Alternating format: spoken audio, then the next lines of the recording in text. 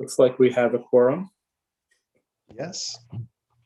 So at this time, I'd like to call our city planning meeting for March 9th to order at 1:32. We'll start with the roll call of all commissioners present. Commissioner Brown, Present. Commissioner Lund, Present. Commissioner Mobley, Present. Commissioner Steve, Present. Commissioner Stewart's present, Commissioner Weberg, Present.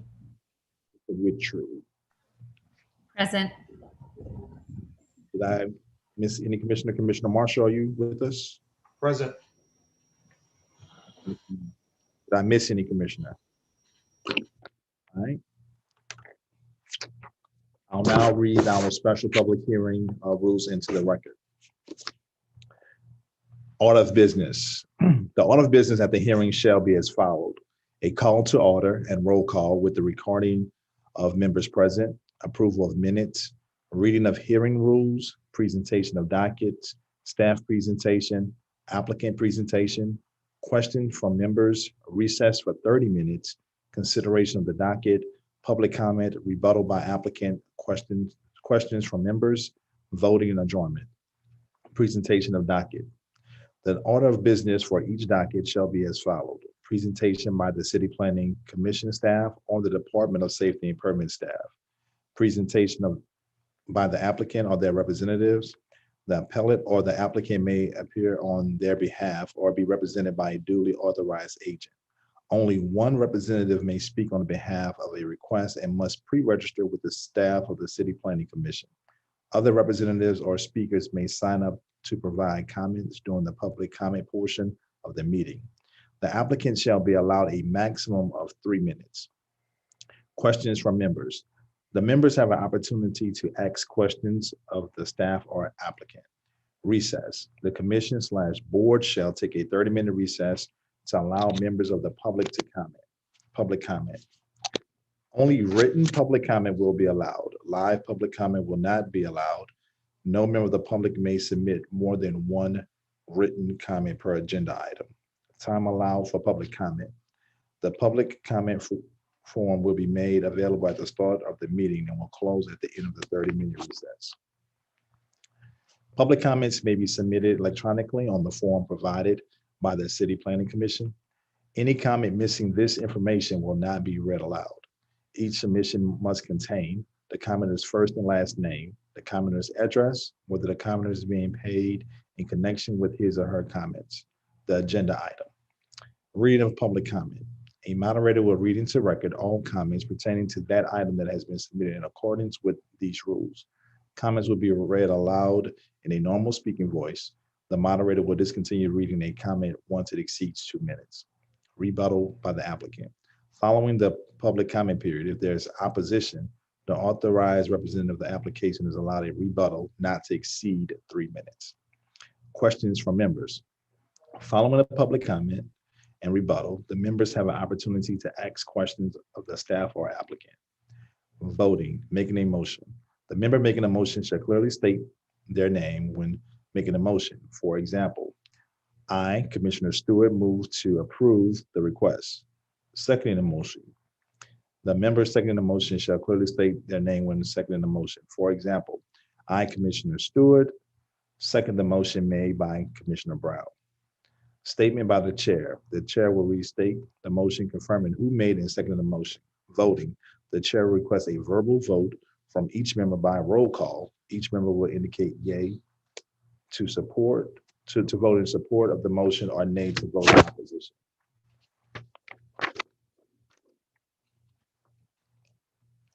And at this time, now we'll move to our agenda, starting with the adoption of the minutes. The minutes for February 23rd, 2021.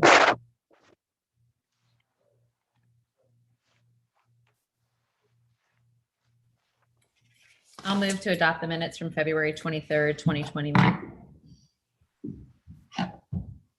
It's been moved by, That's probably. is there a second to that motion? Commissioner Mobley seconds. All right, it's been moved by Commissioner Witry for adoption of the minutes from February 23rd, seconded by Commissioner Mobley. Is there any further discussion on the motion? Any further discussion on the motion? If not, I'll call the question. Commissioner Brown, Yes. Commissioner Lund, Yes. Commissioner Marshall, Yes. Commissioner Mobley, Yes. Commissioner Steve, Yes. Commissioner Stewart, yes. Commissioner Weberg, Yes. Commissioner Witry. Yes. Unanimous support in favor of approving those minutes. Now we'll move on to presentation of the docket, starting with. Commissioner Stewart, sorry to interrupt, Commissioner Lund. I have a question. We did not adopt the minutes in the ops meeting for last month's ops meeting. And I had one question on the minutes. It said that there would be a personnel committee meeting in December. I think it just must be a mistake. And I am wondering if there is a personnel committee meeting set up. There was a personnel committee in December. Well, so it just should have read there was a personnel committee meeting in December. Okay. Okay. All right. Thank you. Just wanted to clarify that. Thank you. Do we need to adopt these minutes right now then too? If it's appropriate to go ahead and do that now. And Commissioner Lund, that's the adoption of the minutes from the ops meeting for. Right. February 9th, I believe is ops meeting. So with that one change, the change in the verb tense, we need to make the correction that there was a personnel committee meeting in December of 2020. Okay. When would those minutes actually circulated amongst the commissioners? They were on Shantae's email. Yesterday.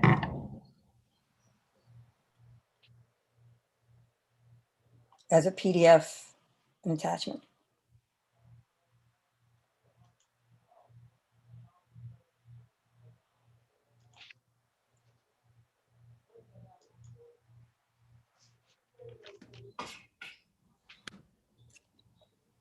They were sent out yesterday evening to the commissioners. It was in the same thread as the invitation to the ops meeting, but it wasn't the initial email. I believe those were circulated for everyone to review, and it's appropriate to approve those at this time with that correction. So commissioners, if you check your emails, you can kind of review those minutes, and Commissioner Lund, if you want to put that in the form of a motion. Okay. Commissioner Lund, move for approval of the February 9th minutes of the February 9th operational meeting for the Board of Commissioners with one minor edit to the minutes, that under committees, the Personnel Committee did meet in December 2020. I'll move that. Second. All right, it's been moved by Commissioner Lund for approval of the February 9th operation meeting minutes, seconded by Commissioner Witry with one correction. Is there any further discussion on that motion? If there's no further discussion on the motion, I'll call the question. Commissioner Brown, Yes. Commissioner Lund, Yes. Commissioner Marshall, Yes. Commissioner Mobley, Yes. Commissioner Steve, Yes. Commissioner Stewart, yes. Commissioner Weberg, Yes. Commissioner Witry. Yes. Thank you. Unanimous support for the approval with one correction for our operation February 9th meeting. Now we will continue on to the agenda as printed with the presentation of dockets, starting with the zoning docket 01421. Zoning docket 1421 considers a proposal to add a fast food restaurant, Chick-Fil-a, as a ground floor tenant within an existing 6-story structure at the corner of Loyola Avenue and Poydras Street. The structure contains ground level commercial units, 4 levels of non-accessory parking, and a top floor Dave & Buster's amusement space. The proposed Chick-fil-A fast food restaurant is to occupy a 3,964 square foot commercial space facing Loyola Avenue. The structure, which was constructed in the last several years, was entitled through Conditional Use Ordinance number 26335 MCS, which resulted from zoning docket 1215. As fast food restaurants are allowed only with conditional use approval in this zoning district, the existing ordinance must be amended to authorize this proposal. This sort of fast food restaurant is both appropriate for the site as it will occupy an existing vacant ground floor storefront, and it's also compatible with the adjacent development as it would serve visitors to the nearby sports and entertainment venues and employees of the high-rise office towers.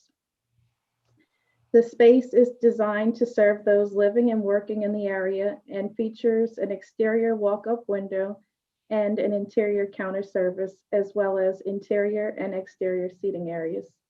The proposed fast food restaurant is a relatively low-intensity use that will be comparable in activity and impact with the retail and service uses in the nearby area. The request is consistent with its mixed-use downtown future land use designation of the plan for the 21st century and with the intent of the CBD4 Exposition District and meets all conditional use approval criteria in the comprehensive zoning ordinance. The proposed signage requires variances from the provisions of Article 24 to permit more than one projecting sign that is also exceeding the maximum allowable size, as well as a wall sign that exceeds the maximum allowable size. The staff is supportive of the conditional use request to permit a fast food restaurant, however, does not find the requested variances for signage to meet the standards for a variance found in Article 4, Section 4.6.f of the Comprehensive Zoning Ordinance. The staff recommends approval of zoning docket 1421, subject to 2 waivers and 23 provisos. All right, thank you. At this time, do we have a representative for zoning docket 1421 to speak? Yes, I'm here, Commissioner Avery Foray. All right, hey Avery. At this time, you have your time to present. Great, thank you. Nice to see you guys, commissioners, via Zoom, and thank you to staff for the report, and thanks to Haley for all her time on this. We're thrilled to welcome Chick-Fil-A to New Orleans for the first time with a few new locations, this one downtown and the next one, which you'll hear about, in Algiers. This is a great location for a Chick-fil-A, of course, in our CBD4 Exposition District, which, as Haley said, will service high volume events in the area and also just the heavily trafficked portion of the CBD. Because this is a tenant build out, it's a pretty straightforward request, although we do have a request for the variance for signage related to some of the building signage. So it's simply conditionally used to allow the fast food. There is outdoor seating, although it is entirely within the property line. So that's pretty straightforward. Thanks staff for the provisos, which are added to an existing ordinance for the building overall. Those are all very straightforward. But we do, again, respectfully request the variances. This is a very large building. It's mostly structured parking. There are only a handful of tenants at the ground floor, and then the Dave & Buster's at the very top. The Dave & Buster's does have 2 wall signs. Each of those is about 300 square feet. And there is also a blade sign on that hard corner. So we are requesting a blade sign of a similar size on the hard corner, which would allow visitors kind of traveling to and from the Superdome to know that this is the building that Chick-fil-A is located within. In addressing the 9 criteria, we think that there are special conditions and circumstances in this portion of the CBD, in particular to this building. Again, it is a larger building. A lot of the buildings in the CBD4 are larger and do have corresponding larger signage than what is permitted in the underlying district. So we think that it is designed in line with that urban environment and is justified. Along with that, we don't think a special privilege would be granted by allowing it. And the hardship is very simply not being able to have signage that is commensurate with the neighboring properties and other tenants in the building and the signage that is existing on the building. So again, we believe it's a great complement to service this part of the CBD. We're excited to bring it to our vibrant downtown. We're excited for events to get going again in the Superdome, and we think this will be a nice amenity for those events. So we respectfully request your approval. Happy to answer any questions either at this time or after the 30-minute recess. All right, thank you, Avery. And can you just state your name and how you're representing the applicant in this? Sure. Avery Foray, address is 800 Barone Street with Sherman Strategies, and we are representing the applicant. Thank you. All right. So at this time, do you have any questions for Ms. Avery? Avery, can you walk me through, Miss Avery, can you walk me through what signage you would like to have? And it may actually be in the report, but I'm just asking for the record as well. Sure. There's a few blade signs. The most important is the one on the hard corner. It's between the large Dave & Buster's wall signs and then a blade sign that is existing for Dave & Buster's. So it is on that hard corner. The address is 1200 Poydras, but of course this one opens up to Loyola. And so we thought something on that hard corner was important for wayfinding. And there are two much smaller blade signs in front of the actual storefront. The wall sign, we're actually working, we think you can get that one down to size, and so wouldn't need a variance for that wall sign that's directly in front of the tenant bay. Okay, so it's just for the one that's on the corner that faces the two streets. Yes, and the fact that there are technically 3 of those blade signs when only one is allowed typically for a tenant build out. Thank you. Thank you. All right. Are there any more questions, commissioners? For Avery or for staff? All right. There are no further questions. Thank you. And we'll continue on with the agenda. That's zoning docket 1521. This is a request for an amendment to ordinance number 24,212 NCS, zoning docket 12011, to permit a fast food restaurant with drive-through facilities in an existing multi-tenant shopping center, the Algiers Plaza Shopping Center, which is located at the intersection of General de Gaulle and Holiday Drives in Algiers. The modifications proposed include 1, the partial demolition of an existing multi-unit retail structure, which will be substantially reduced in footprint, and 2, the new construction of a Chick-Fil-a fast food restaurant with drive-through facilities. The modifications require the amendment to the existing conditional use ordinance to allow the site plan changes, as well as an addition of the fast food restaurant, which is allowed only with a conditional use approval. The new proposed fast food restaurant would replace the currently vacant portion of retail building, and as such would bring additional level of activity, particularly traffic, to the site. Since it is part of a larger shopping center that contains multiple big box stores and restaurants located at the intersection of 2 major corridors in an area generally zoned for heavy commercial uses, the anticipated increase in activity is appropriate for the site. Therefore, the staff recommends approval of zoning docket 1521, subject to the 9 waivers and 22 provisos that were already applicable to the entirety of the shopping center and the Walgreens site, which is just next door, and 2 new waivers and 11 new provisos that will be applicable only to the Fig Chile and Building B site. All right. At this time, Ms. Avery, please state your name and address for the record again. Sure. Avery Foray, 800 Brown Street with Sherman Strategies, again on behalf of the applicant. Thank you again to staff for a very thorough report on this one. And thank you, commissioners, for hearing it. We always like to start where we've had 0 opposition to this center, which is exciting. In fact, we've had support from Algiers Economic Development Foundation and Algiers Neighborhood President's Council. And by support, I mean great phone calls as soon as they received the letters that this was coming, and a lot of excitement. So we think we've, again, found a great site for a Chick-fil-A. This is probably the largest shopping center in Algiers. It's a huge economic driver for the city, and this is an improvement to it. It involves partial demolition of one of the fronting buildings on de Gaulle and then new construction of the Chick-fil-A to accommodate the drive-through. So the request is a conditional use for drive-through along with fast food.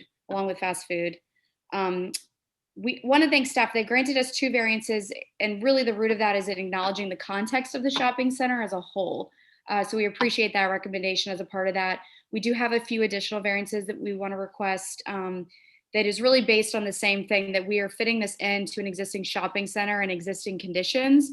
And so while it is new construction, it isn't exactly starting with a blank slate, because we want to be kind of fitting into a larger context. So the first one is regarding a 10-foot landscape buffer on the de Gaulle Street side.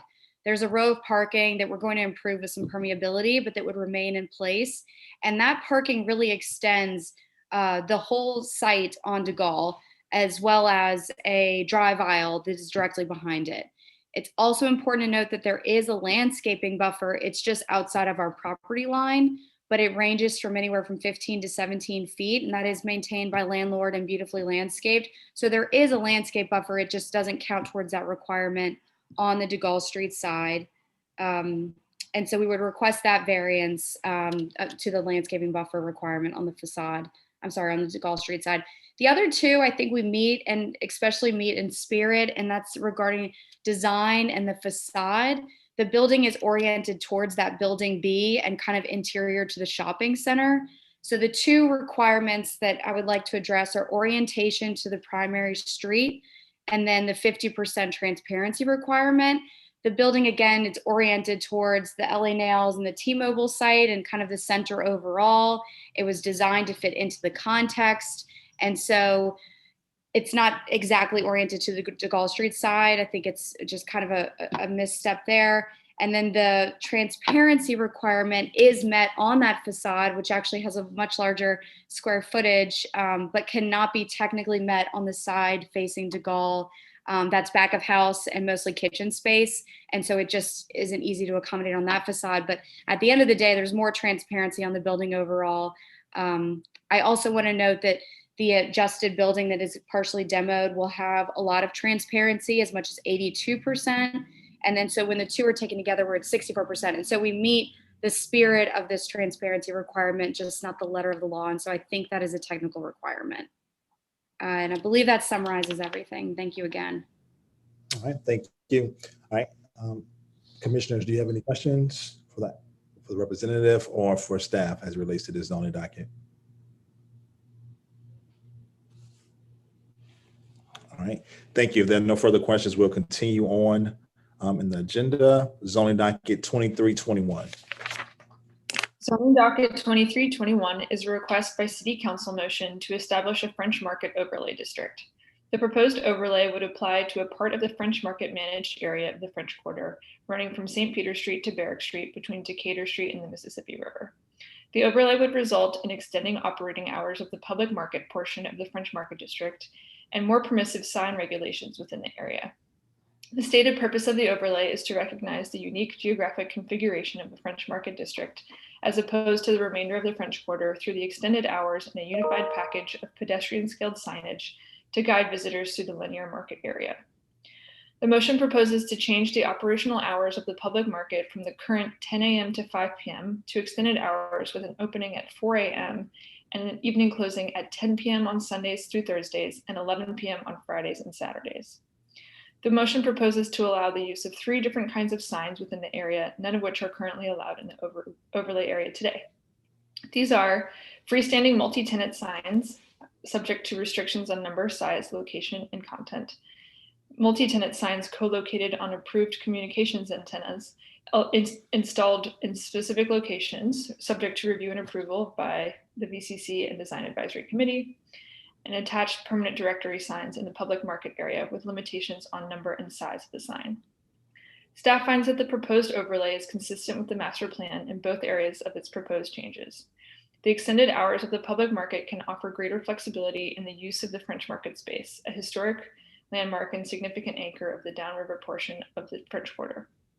With longer opening hours, a greater diversity of market types, from early seafood and produce markets serving the restaurant industry to night art markets, can activate the French Market area for a larger portion of the day. The proposed sign permitting in the overlay can support better wayfinding for visitors in the area. These signs can encourage pedestrian circulation throughout the area, supporting a range of commercial and cultural activity within the overlay. Such signs could also facilitate greater use of multimodal transportation options serving the area, including the regional transit authority routes, bike lanes, and bike parking, as well as private automobile parking. Staff has consulted the VCC on the aspects of the overlay, and they have indicated they have no objections to the proposed overlay district. Staff recommends minor modifications to the overlay language regarding sign design, approval process, and boundaries. Staff recommends modifications in order to add a limit of 8 square feet to the multi-tenant signs on communications antenna, modify the approval standards for the signs so that it is only the French Market Corporation and VCC that review the proposed signs. In addition, add this review requirement to the permanent directory signs. And finally, to reduce the boundaries of the overlay to exclude the privately owned blocks between Barrack Street and Ursuline Street, French Marketplace, and Decatur Street. Staff's analysis found that the proposed text amendment with modifications would achieve the intent of the overlay by allowing more opportunities for activating the French market space and improving the wayfinding experience of moving throughout the area through a unified pedestrian scale package of signs. Therefore, staff recommends modified approval of zoning docket 02321. All right, thank you. Do we have a representative from City Council or someone to speak on this City Council motion?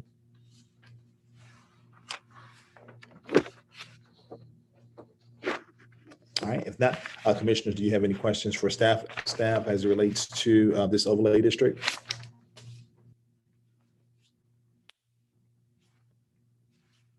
All right, if there are no questions or comments, we'll continue on to zoning docket 2421.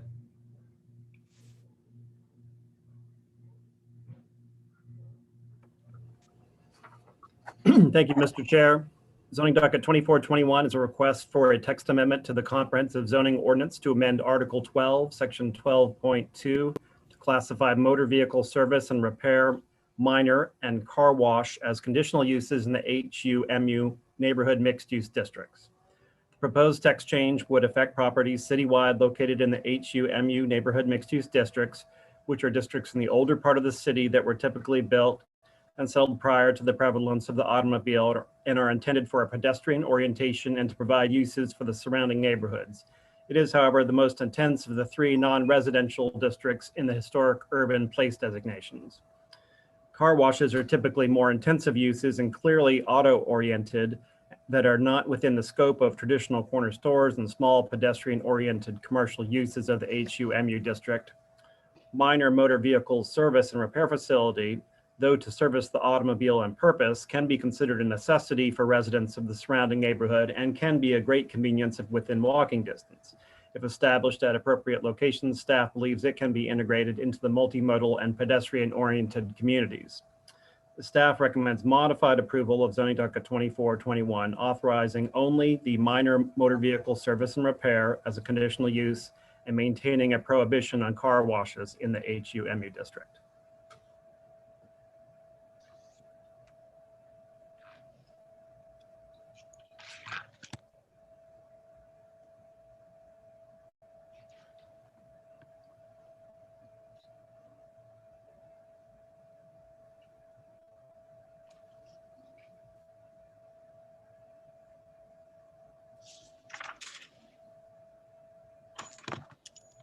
You're on mute, Mr. Chair. I'm sorry. Is the applicant present to speak on behalf of this docket? Yes, this is Miles Granderson, 800 Barone applicant. So first, I want to thank the staff for the review and for the recommendation for approval for the change relative to small auto repair. As the staff report notes, that in their terms, and this is correct, the crux of the argument would for the text amendment would be that similar auto-related uses are already allowed in HUMU. In fact, these exact two uses are allowed as sub-uses of gas stations. So there is a clear and obvious consistency that would be there. So that is correct. And I'd also note, of course, that this text amendment is for these uses to be conditional uses. So there is still council say and council approval would be required for any specific use to be approved, any site specific. And what I'd also note here is that while the crux, I think, of our point was noted, I think I'll also note that what I take to be the crux of the staff report's recommendation for denial of the car wash point seems to be that car wash isn't consistent with the master plan. And I'll respectfully note that that can't be true because the car washes are already allowed in this very same district and this very same flum category as part of gas stations. So it cannot be true that they are inconsistent with this flum category. And then I'll also note, of course, that the point that they may be considered to be a more intense use than a small auto repair, if that is to be the case, certainly would not be considered to be more intensive a use in the gas station from an automotive standpoint, which again is also already allowed in this district and in this FLUM category. So for those reasons, I think there's clearly a consistency and it would make sense. And lastly, I'd point out once again that these would be conditional uses. So any site where it's inappropriate, the council would have to chime in. And if they chimed in the negative, that would not, those uses would not be allowed in that site. All right, thank you, Mr. Grandison. Commissioners, do you have any questions for staff or for the representative?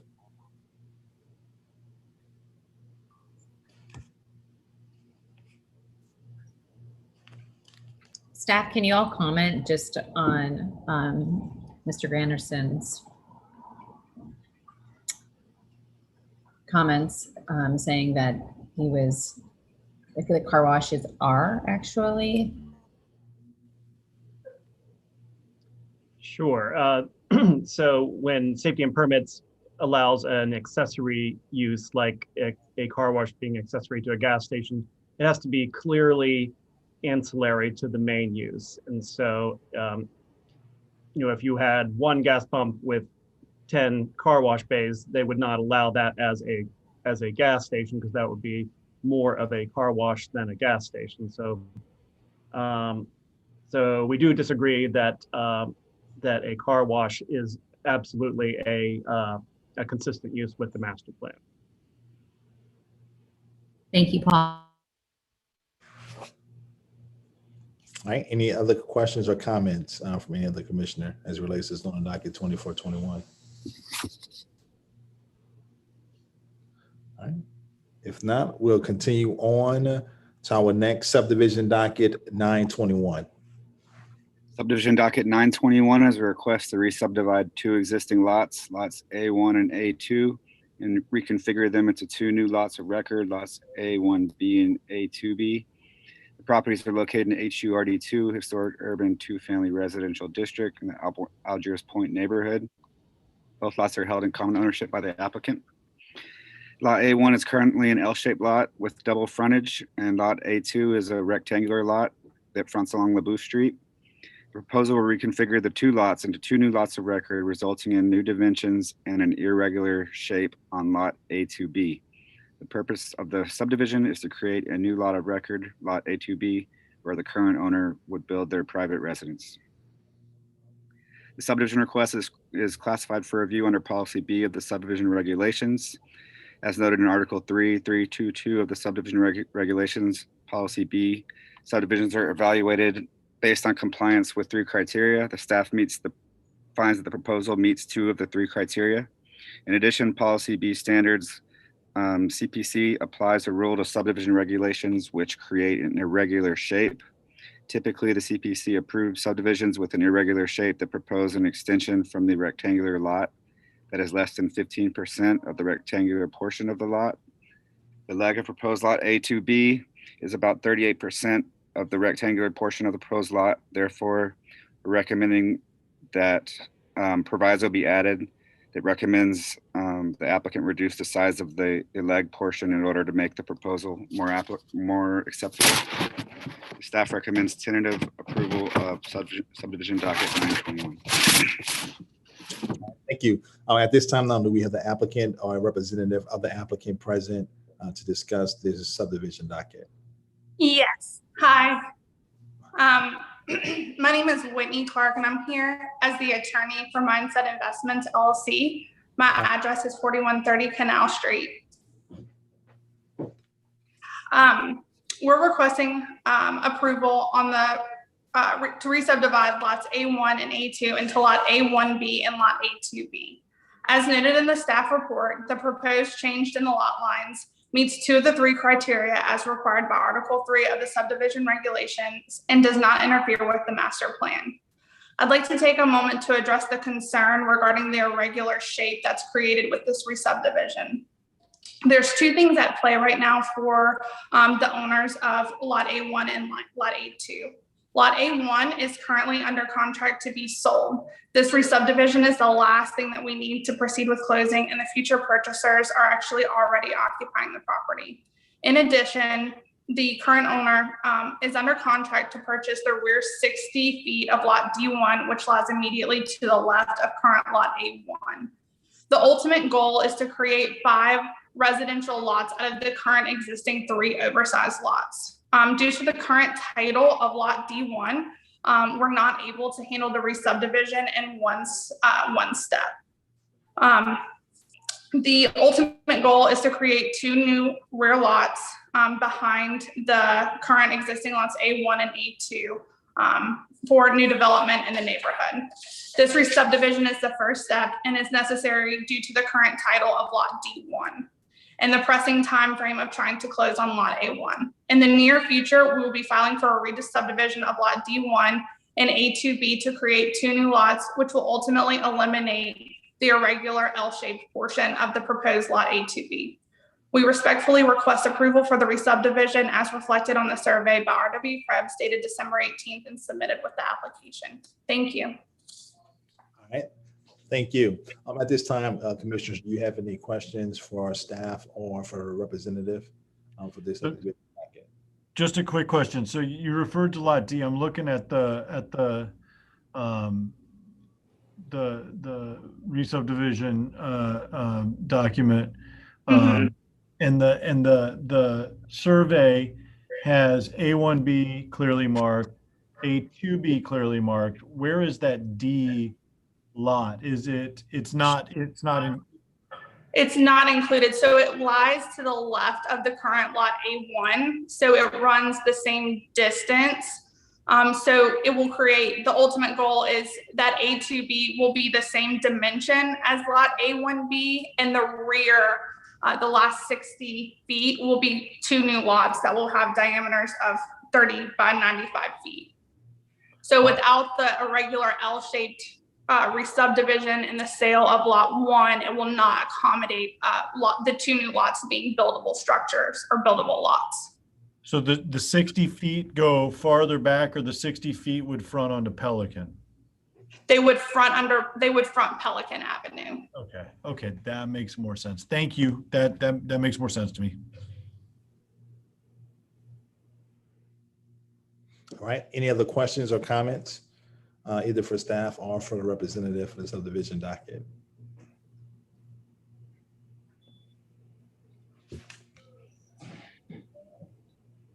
All right, if there are no further questions, we'll continue on to design review 1221. Design review 1221 is a request to permit the demolition of an existing car wash structure located in the Central Business District as required by section 26.2 of the Municipal Code of Ordinances. The property is located in the CBD 3 Cultural Arts District at 1019 Barone Street. The applicant proposes to demolish an existing car washing structure and replace it with an upgraded car washing structure and a vacuum canopy structure. The plans have already been approved under Design Review 11220 as a supplement to previously recorded plans as part of the site's existing conditional use. The site contains a 8,315 square foot structure, which serves as the main building on the property and is used as an enterprise rent-a-car. The site has a smaller structure to the rear of the principal structure that is used as a vehicle car washing facility, the subject of this request. Rachel? Yeah. Rachel, can I interrupt you? Mr. Chair, I need to recuse myself on this. So can I'm going to drop off, and can you show me as recused? All right. Thank you. That's Commissioner Steig. Right, that was Commissioner Steig. Okay. All right, you can turn your camera off. Let the record reflect that Commissioner Steig is recusing himself from the design review 1221. You can go ahead and proceed, Rachel. Sorry about that. Okay. The applicant is seeking to construct a new car washing facility and vacuum canopy structure to comply with Enterprise's Clean Car Act standards. The new car washing facility will replace the existing car washing structure and roughly its existing footprint, and will allow enhanced training of the fleet of rental vehicles in response to the Good Landmarks Commission, which has no objection to the proposed demolition, the removal of an existing structure with the construction of a similar structure in its place will have negligible effect on the surrounding streetscape and urban landscape, as it is not readily visible from the public right-of-way. Additionally, the building and site changes do not substantially alter the function of the development. Therefore, CPC staff recommends approval of design review 1221. Thank you, Rachel. At this time, do we have a representative for President for Design Review 1221? Yeah. Yes, Dixon Jellick with Williams Architects. All right, please state your address. And you have 3 minutes to present. We're located at 824 Barone Street, right down the street from the subject property. I believe this is fairly straightforward for the CBD demo. As you can see, it's a rather outdated car wash cleaning system they have for their fleet of vehicles. Just to reiterate, this is only for enterprise fleet vehicles. It's not for any public use or anybody else's use other than enterprise. And it is, as stated in the report, is part of their Clean Care Act to really upgrade the facilities in order to clean the fleet of cars, given our recent events. So we appreciate the staff thorough review and your review of this today. Thanks. All right. Thank you. So at this time, Commissioner, do you have any questions for the representative or for staff as it relates to Design Review 1221?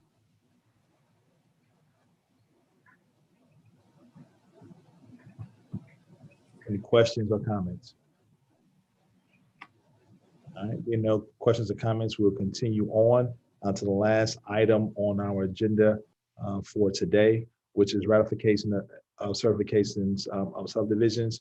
Commissioners, you can kind of pull that attachment up and review it, but that is the last item that's on our agenda before we hear public comments.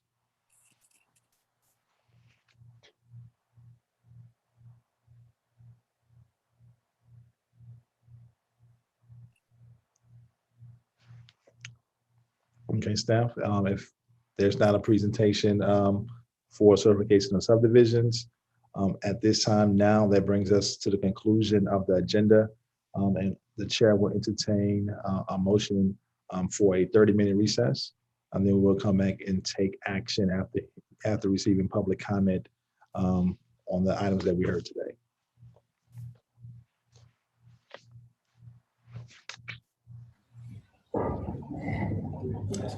This is Commissioner Wittry. I'll make a motion for a 30-minute recess. We'll reconvene. Moved by Commissioner Wittry for a 30-minute recess. To return. I'll second it. Commissioner Steve. Seconded by Commissioner Steve. Is there any further discussion on that motion? There's no further discussion on that motion. I'll call the question. Commissioner Brown. Yes. Commissioner Lund. Yes. Commissioner Marshall. Yes. Commissioner Mobley. Yes. Commissioner Steve. Yes. Commissioner Stewart, yes. Commissioner Weberg. Yes. Commissioner Wittry. Yes. Unanimous support for the motion, and we'll reconvene at 2:45. All right, thank you.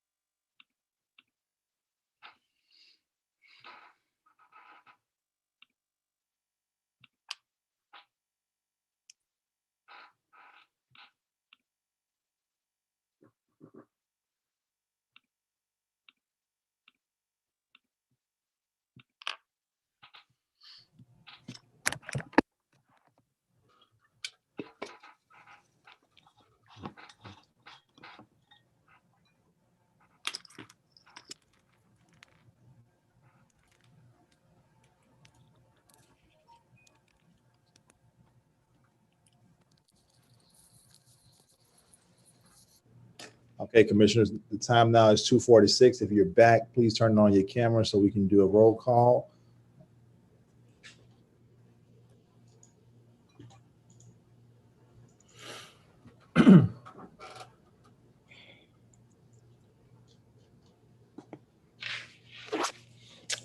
All right, commissioners, we've also received the public comment, so please check your email so that you can start reviewing the public comments.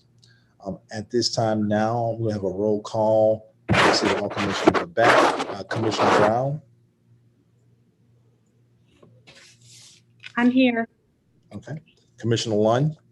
Here. Commissioner Marshall.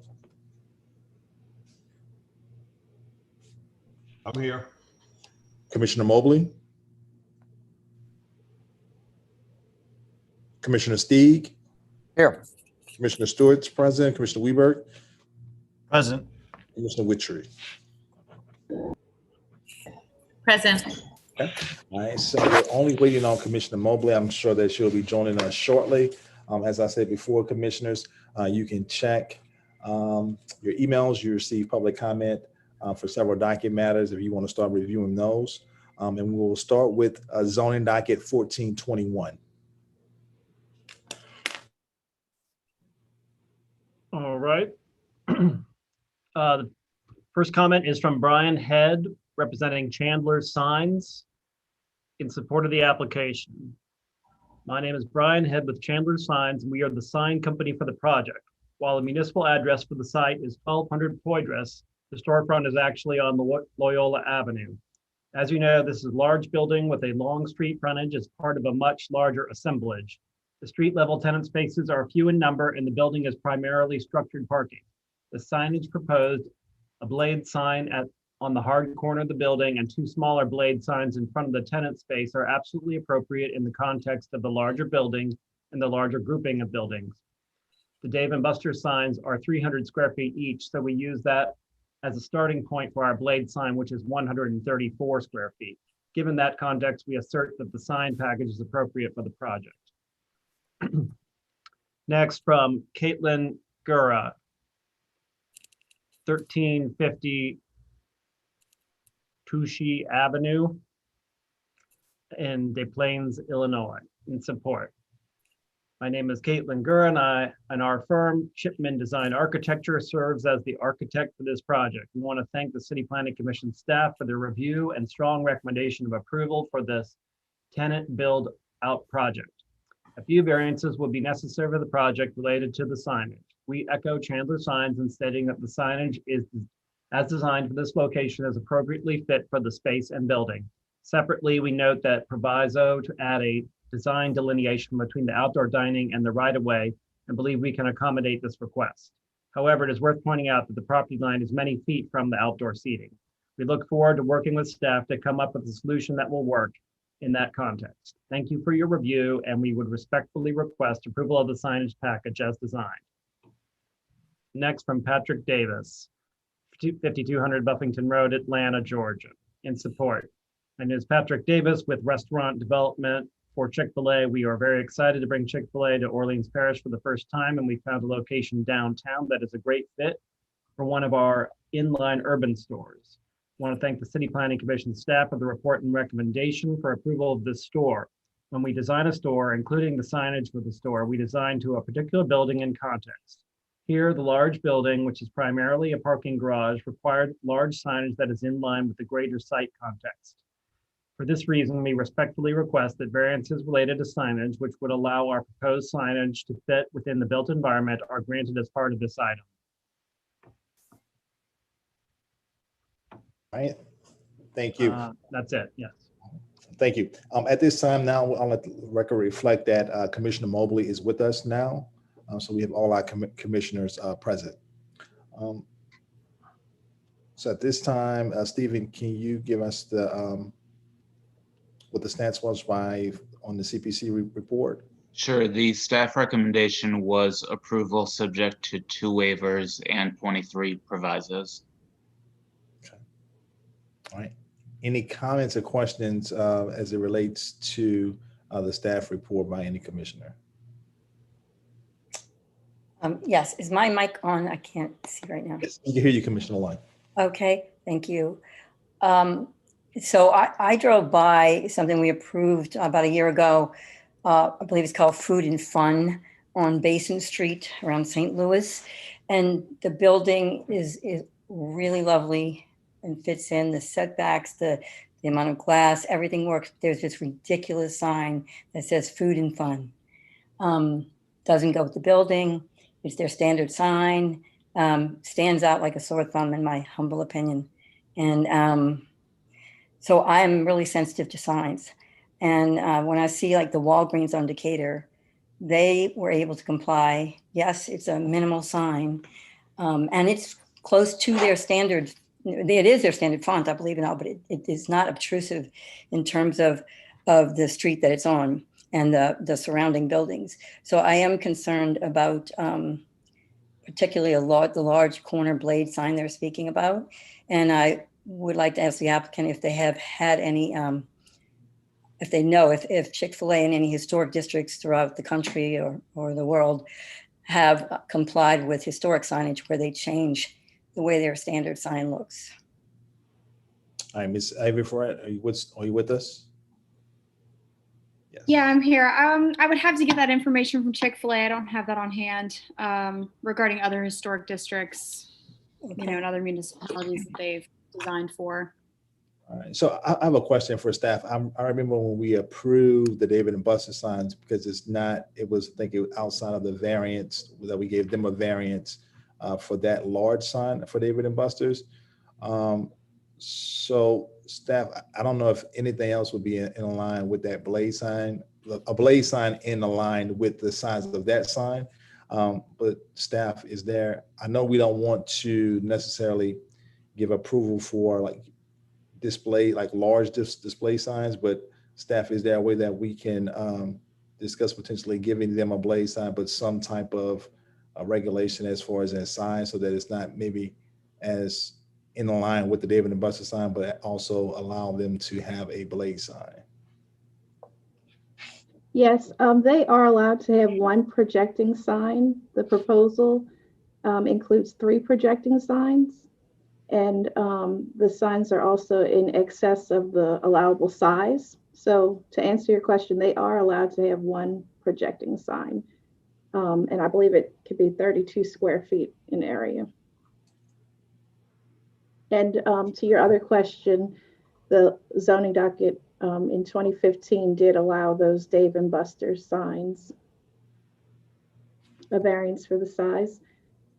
However, the staff did a analysis of the entire CBD4 Exposition District, and that included all the properties that front along Poydras Street to Loyola Avenue, and not including the subject property or the Superdome. There are 10 properties, and none of them are developed with more than one projecting sign per business. So the request would be not consistent with the predominant development pattern. So our recommendation is to approve the conditional use for the fast food restaurant, but we did not find that the signage met the criteria for a variance.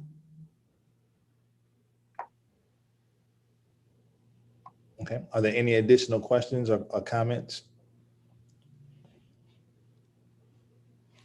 Or a motion? As Commissioner Lund, I move for approval of this zoning docket item. Sorry, Commissioner Stewart, could you give me the number? 1421. Zoning docket 1421, approval as recommended by staff with 2 waivers and 23 provisos. And Brown will second that. All right, it's been moved by Commissioner Lund for approval for zoning docket 1421 as stated, seconded by Commissioner Brown. Is there any further discussion on that motion? Any further discussion on the motion? There's no further discussion. I'll call the question. Commissioner Brown. Yes. Commissioner Lund. Yes. Commissioner Marshall. Sorry. Yes. Commissioner Mobley. No. Commissioner Stee. Yes. Commissioner Stewart, yes. Commissioner Weber. Yes. Commissioner Woodtree. Yes. Unanimous support for the motion as for approval. We'll continue on to. Commissioner Stewart, didn't Commissioner Mobley vote no? Yes. Oh, I'm sorry. With one no from Commissioner Mobley. We'll continue on to zoning docket 1521. Thank you, Mr. Chair. Zoning docket 1521, we have several comments. First is from Gary Krasnow, 7734 Walmsley Avenue, New Orleans, in support. Replacing a vacant space with a well-respected franchise that will generate consistent sales tax revenue for the city is a good thing, especially under the current circumstances. The city should welcome them with open arms. Next, from Patrick Davis, 5200 Buffington Road, Atlanta, in support. My name is Patrick Davis with Restaurant Development for Chick-Fil-A. Thank you to the City Planning Commission staff for the review of the conditional use for fast food with the drive-through and recommendation for approval in addition to 2 variances. We are also very excited about this site in Algiers. Fitting into an existing center can present some challenges, but we have worked hard to ensure that the building fits in with the center as a whole. To that end, we request the variances we need to make sure that we do fit into the shopping center.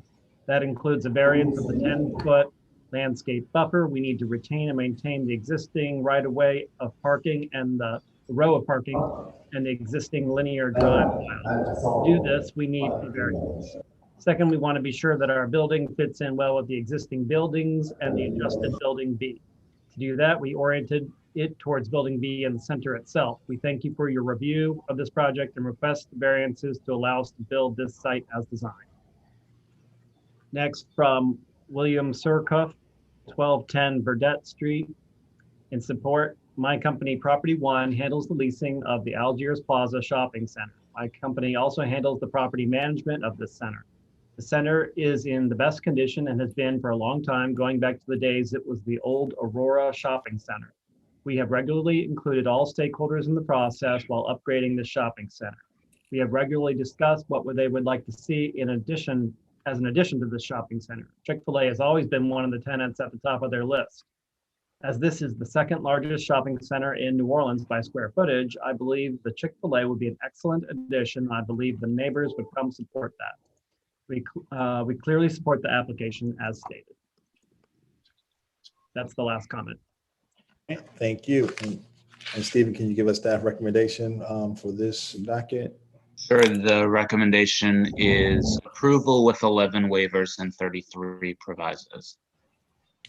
At this time, commissioners, are there any comments, questions for staff or the representative that's present, or a motion?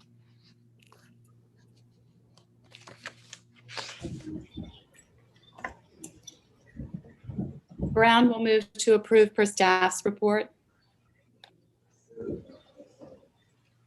Is there a second to that motion? Stiegel second it. All right, it's been moved by approval based on staff recommendation, seconded by Commissioner Steve. Is there any further discussion on that motion?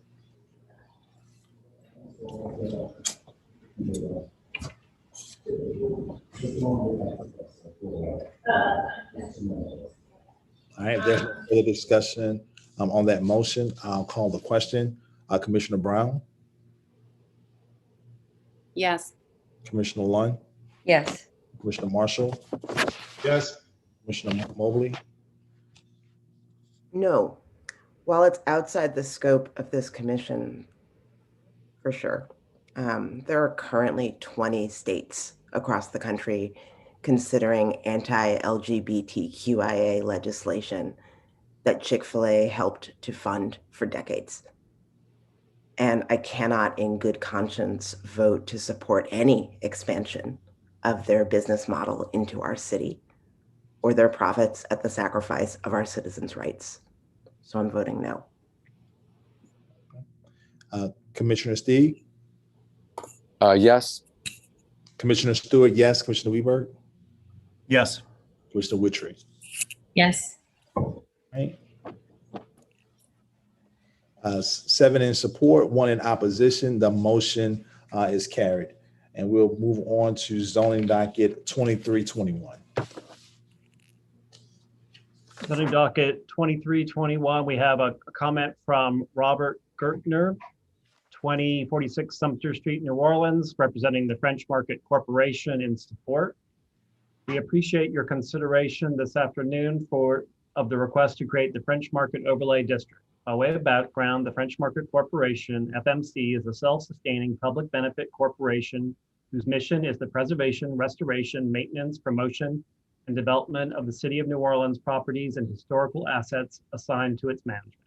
The FMC is charged with the management of the Upper Pontalba Building, UPB, Jackson Square Pedestrian Mall, the French Market Riverside and Elysian Fields parking facilities, Washington Artillery Park, 5 commercial buildings that comprise the Colonnade, Dutch Alley, Edison Park, Bienville Park, Joan of Arc Park, Latrobe Park, and Crescent Park. The motion before you today addresses the portion of FMC managed property located along Decatur and North Peter Streets corridor comprising predominantly retail, restaurant, public market, and associated off-street parking uses. Much of this portion of the French Market, by virtue of its orientation to the Mississippi River, creates a linear superblock between St. Peter and Barrack Streets. The shopping area also includes 2 adjacent, irregularly shaped, narrow linear blocks between St. Philip and Barrack Streets. Together, this area provides a pedestrian shopping experience that can be accessed at multiple points from the riverfront parking lots, the Moonwalk, or from the adjacent French Quarter neighborhood.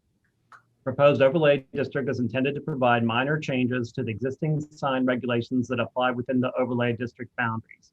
Currently, these regulations are the same regulations that apply to all commercial and service districts in the French Quarter, which are predominantly developed with a traditional block grid pattern. Proposed overlay would permit pedestrian scale multi-tenant signs in existing breezeways between buildings where typically street rights of way would otherwise exist. These signs are intended to guide visitors through the linear market and along the riverfront and connect and activate the market space with a unified package of pedestrian scale. Prior to developing this proposal, the French Market staff sought the advice of Vieux Carré Commission staff. Together, we walked the area, considered first whether additional signage was appropriate, and then what standards would be best to achieve our goals. We appreciate the support of the VCC staff and the input they provided in guiding the proposed standards. The overlay district would also allow extended hours of operation in the French markets, flea and farmers markets, public market space, allowing for early morning seafood, produce markets, or evening markets. The proposed evening hours were guided by the hours of operation recently recommended in the CPC's live entertainment study, While live entertainment is not anticipated for this venue, we thought that those hours were a good source of guidance as they took into account potential impacts of evening activities in this portion of the French market. We appreciate the thoughtful recommendation of the CPC staff for modified approval. We agree that the recommended modifications are appropriate and refine the overlay boundaries so that this legislation will not serve as a precedent for similar changes for other areas of the French Quarter. Sincerely, Robert Gertner, Interim Deputy Director of French Market Corporation. And we also have a comment from Erin Holmes, 816 North Rampart Street, representing VC Pora. She would like to provide or request information regarding the application. Dear Commissioners, regarding the French Market overlay, we support the creation of additional signage and wayfinding elements, provided that they will be approved by the DCC for appropriateness within the historic context. Additionally, residents have long desired for more functionality within the market through additional food offerings that could be incorporated into the market's morning availabilities, and a night market would allow for a third layer of evening activation. Outdoor live entertainment allowed by right in public markets would now be expanded until 10 p.m. and 11 p.m. on the weekends. The staff report notes that because the French Market is not immediately adjacent to residential districts, extending operating hours will not have a significant impact on the area. However, it is adjacent to residents, for they do live on the upper floors of buildings that span the French Marketplace in Decatur. The outdoor live entertainment study, which this body sent to the council with approval, recommended issuing temporary special event permits for all businesses 3 times a week. We suggested taking the time to make sure the new expansion would be enforceable before moving on to anything permanent. The council has yet to take up that study or codify any of it into the ordinance, though Safety and Permits has already moved forward with issuing the permits. French Quarter is facing a complete lack of enforcement for many issues that could be avoidable if everyone played by the same rules. We have parklets that spill dangerously into the streets, unmovable crowds on Bourbon Street, and there does not seem to be any capacity or will to enforce the regulations of any of these expanded intensities in the near future. We ask that you recommend an enforcement plan to incorporate manageability into this proposal, as with any in the future that look to expand commercial intensities in the mixed-use neighborhoods. And that's the last comment. All right, thank you. And Stephen, give us the recommendation from staff. Modified approval. And Commissioners, any comments or questions for staff about this overlay district or a motion? It's Commissioner Wittry, and I just want to voice some concern. And this is, I also felt this way with the STR conversations. It's enforcement, which I think is something citywide that we're dealing with on so many issues. And I know that this is beyond our scope as a commission. However, I am worried about enforcement because when I'm working in the neighborhoods and hearing from residents, they're having to take the enforcement on themselves. And I think that's a shame. And so I just want to be able to bring that into any kind of discussion that the fellow commissioners may have before we go ahead and discuss the vote.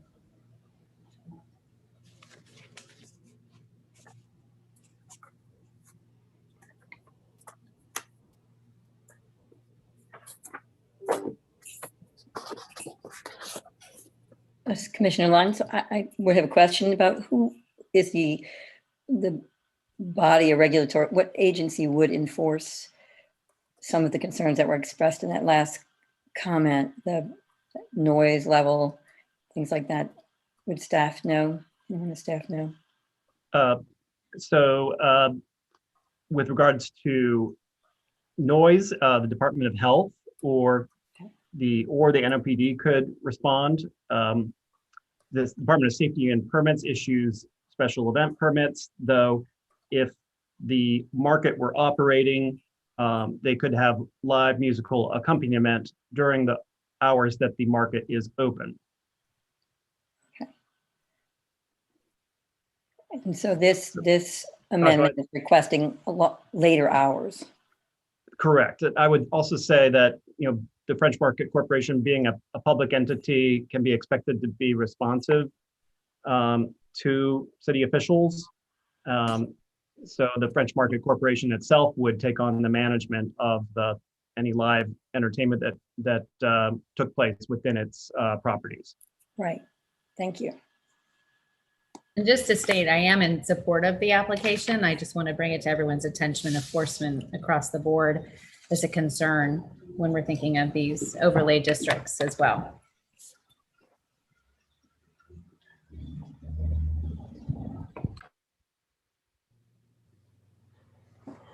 I think certainly I agree that enforcement is a concern, and I share real concerns about what happens when residents take on enforcement duties themselves, and how quickly that can escalate into different directions. I will say that the French Market area was specifically named in the sound study 8 years ago now, good Lord, as a targeted area for expanding live entertainment and live performance, particularly for brass bands. Because it did have the capacity to have sound dampening. There were a few full-time residents adjacent to it. And so if there is a sort of model for where this could be responsibly done, a publicly run agency over a relatively small area next to water with few permanent residents is sort of the ideal scenario. I think it's a great point. I think that the thing that this overlay versus some of the others is that its primary inhabitant from a business standpoint is a public entity. So not unlike the Superdome and the Champion Square complex. I mean, I just see this as a great place for us to do it, and I think. My only concern was that there were some private businesses captured in the overlay, and so I wanted to hear if there was some pushback from those private entities, and I didn't hear any today, and that was my concern upon reading it. So I think while I agree with enforcement around the city being an issue of chronic underfunding, and in this instance, I'm actually pretty comfortable with it. So I'm happy to make the motion to support staff recommendation. And Commissioner Wiedberg, I just wanted to mention, I'm not sure if you were referring to the properties along Decatur, so that the staff's modified recommendation would remove the privately owned properties in those 2 blocks. Yeah, I did see that, and I think that's appropriate. Okay, it's been moved by Commissioner Wiedberg for modified approval. Is there a second to that motion? I'll second Commissioner Lunn. It's been seconded by Commissioner Lunn. Is there any further discussion on the motion for modified approval?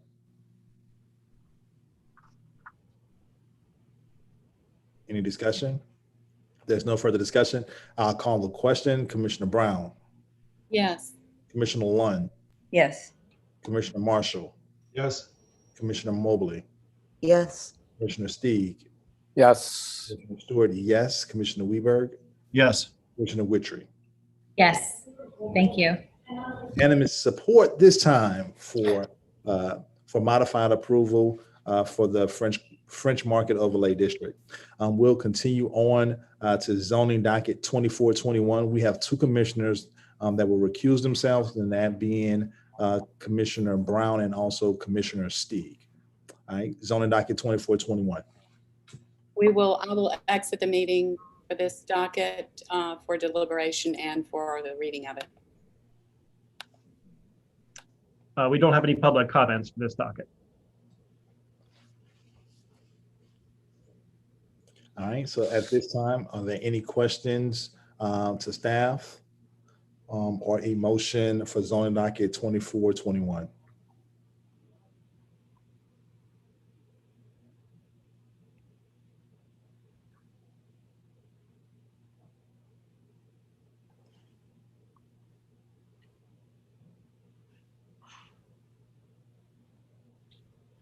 All right, Stephen, can you restate the staff's recommendation? Sure, the recommendation is modified approval. That's, I'll elaborate on that just a little. This is the text amendment to add motor vehicle service and repair minor to and car wash as conditional uses in the HUMU. Staff recommend modified approval authorizing only the minor motor vehicle service and repair as a conditional use.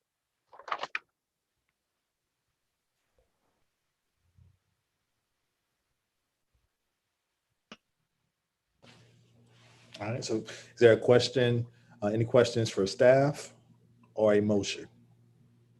Commissioner Lyons, I move for approval of zoning docket 2421, modified approval as recommended by staff, approving the a conditional use for minor car repair and not including a car wash as a potential conditional use. Okay, is there a second to that motion?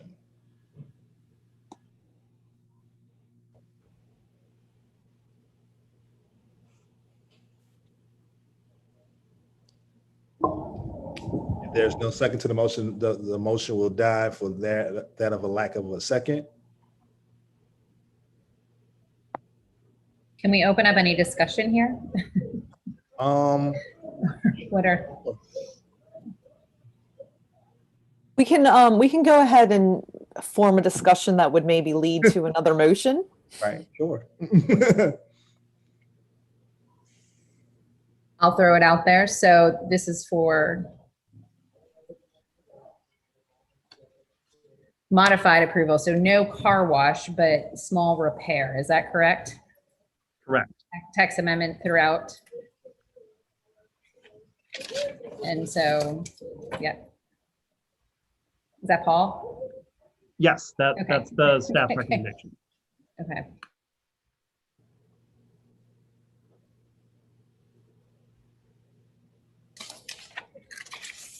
So I'll start, Commissioner Lund. I'm in agreement with it because I cannot think of an historic HUMU district where a car wash would be appropriate, given it's supposed to encourage walkable neighborhood services, and car washes are very obviously automobile in and out type of a use, and are appropriate on a different type of artery, I would think.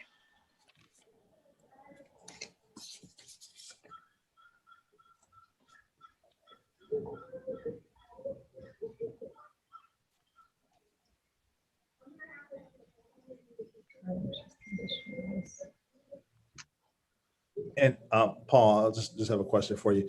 Or I could ask Mr. Grandison, but so the thought of adding car wash to this this text amendment, does it include like what self car wash, or is it like a single operating?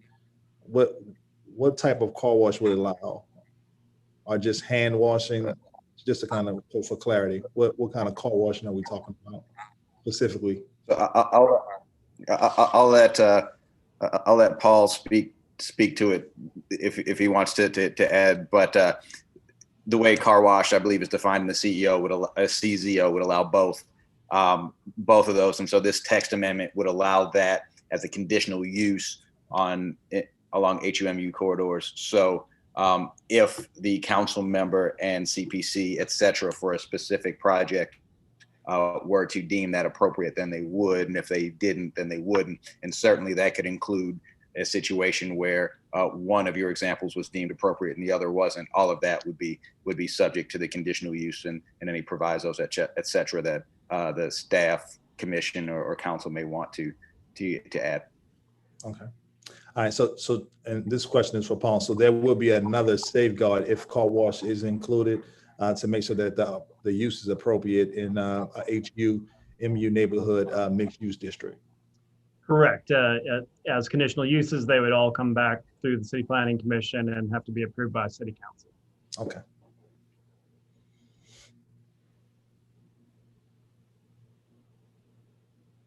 All right.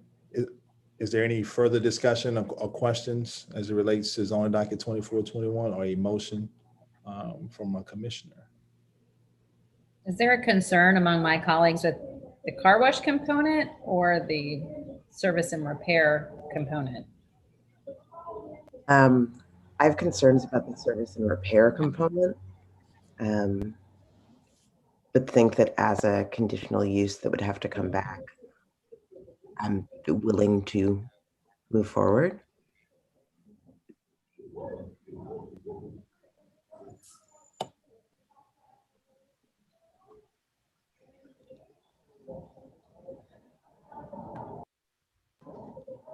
Sue, shall we, would you want to prepare a motion? That? Motion to for modified approval as follows: staff recommendation for 02421.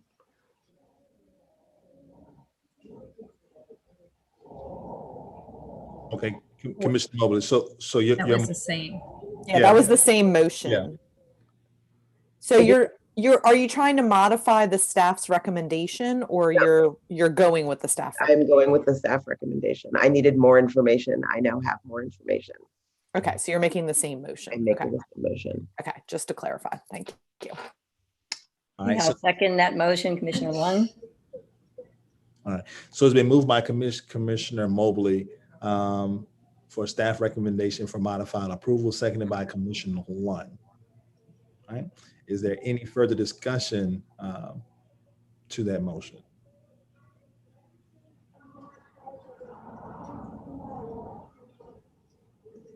Any further discussion? If there's no further discussion, I'll call the question. Commissioner Brown. Brown. Record reflect Commissioner Brown recused herself. Commissioner Lund. Yes. Commissioner Marshall. Yes. Commissioner Mobley.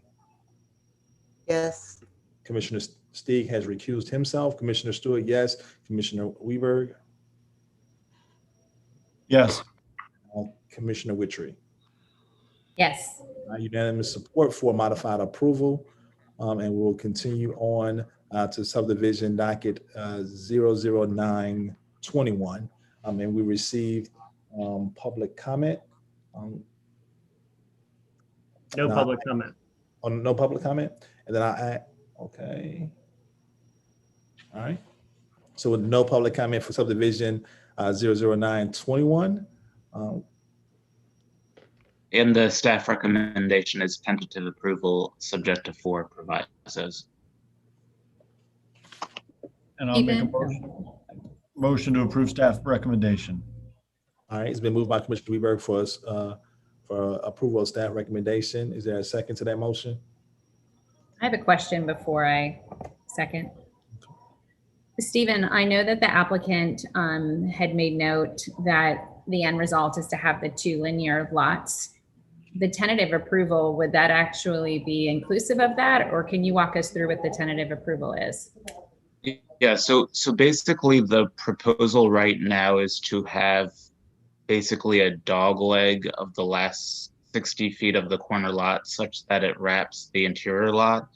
And what I heard from the applicant is that last 60 feet in a subsequent proposal would be combined with the rear of the adjacent lot to create a new lot or 2 new lots fronting Pelican.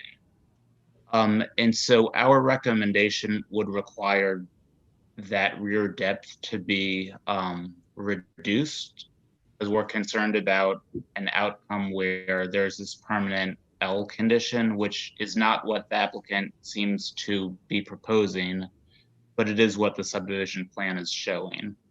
So I think the applicant may want to speak to this because she's certainly more familiar with the title issues affecting the property. But in general, approval of this as recommended by staff would not necessarily prevent the applicant from doing that second subdivision.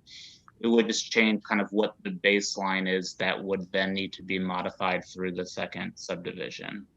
So I don't see a conflict, but I would like any input from Ms. Clark in case I'm not aware of some of the circumstances.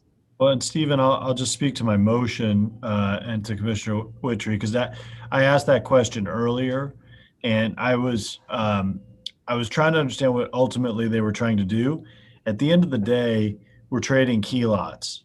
A1 is now the key lot. A2 becomes the key lot. So it doesn't really change the existing condition, still fronts on the two streets, still, so the conditions, as I appreciate them, do not change. However, the change that does happen is the future development plans of putting two more houses facing Pelican, one facing LaBeouf, or two more facing LaBeouf, should they be successful in acquiring the section of land that runs parallel to A1B, could be achieved. So this is a step towards achieving the 5 properties, and I would love for the applicant to respond and see if I got my answers on my quiz right, and I remembered that from the front half of the presentation. Yes, that is absolutely correct. So if we follow the staff recommendations, it will eliminate the ability for Mindset Investments to create the 2 lots that will front Pelican, because it requires the dimensions as stated in the survey. So you actually have it absolutely perfect.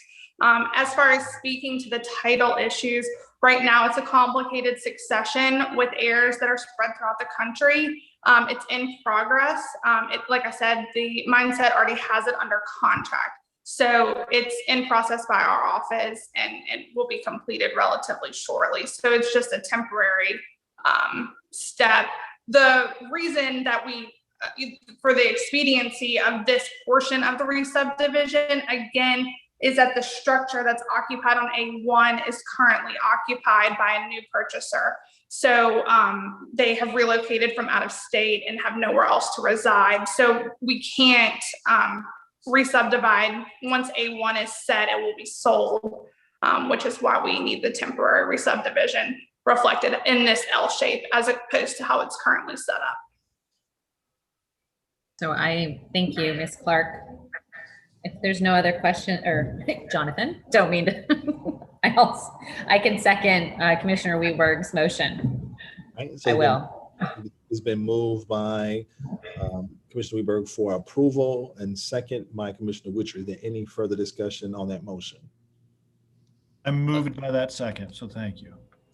This is Stephen. I'd like to just ask a clarifying question. Is the motion to approve as recommended by staff, which would require one of the lots to be modified, or is it approval of the application as submitted, which would eliminate one of the provisos in the staff recommendation?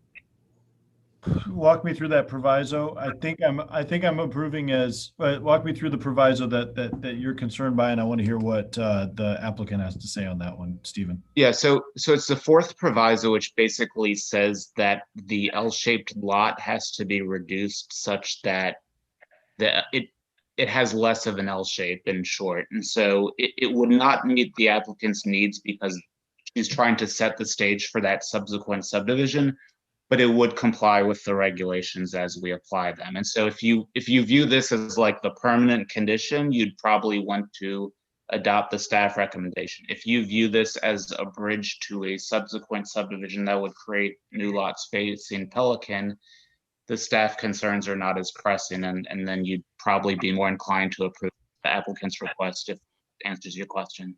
I would like to approve as applied for. And I think the first 3 provisos are very standard, so I would actually just like to eliminate the 4th proviso. And thank you for catching that, Stephen. All right. Which we will second that. So just that we're clear, Commissioner Weberg motion is for approval as submitted by the applicant. A motion to approve staff recommendation, except we're eliminating the 4th proviso. With the elimination of the 4th proviso, seconded by Commissioner Witchery. Is there any further discussion on that motion? If there's no further discussion on the motion, I'll call the question. Commissioner Brown? Yes. Commissioner Lunn? Yes. Commissioner Marshall? Yes. Commissioner Mobley? Yes. Commissioner Steig? Yes. Commissioner Stewart? Yes. Commissioner Weberg? Yes. Commissioner Witchery? Yes. Unanimous support for the docket matter in support of the motion. And we will continue on to design review 1221. No public comment. Mr. Chair, I want to recuse myself from this one as well. Okay. I let the record reflect that Commissioner Brown is recusing herself from Design Review 1221. Is this the car wash on Barone again on the back? So I'm recused as well, please. All right, and Commissioner Stieg is also recusing himself. And the staff recommendation is approval.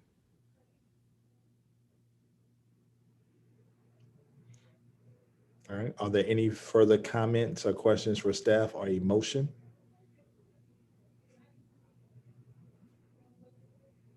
Commissioner Lunn, I move for approval as recommended by staff for this item number up. Design Review 1221. Design Review 1221. I recommend approval for the application as recommended in the staff report. Okay, it's been moved for approval by Commissioner Lunn as is. Is there a second to that motion? Commissioner Mobley will second. And Commissioner Mobley has second that motion. Is there any further discussion on the motion? Any further discussion on the motion? If there's no further discussion on the motion, I'll call the question.